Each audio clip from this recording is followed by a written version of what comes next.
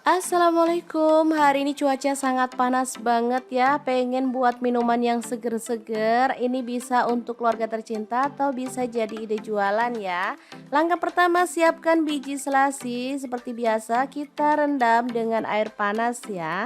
Kemudian siapkan Nutrisari atau boleh minuman jeruk merek yang lain ya, sesuaikan aja dengan selera atau kalau teman-teman, maunya jeruk fresh boleh meras sendiri ya.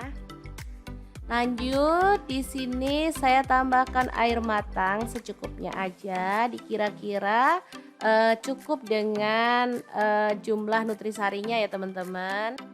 Kemudian kita bisa aduk-aduk sampai nutrisari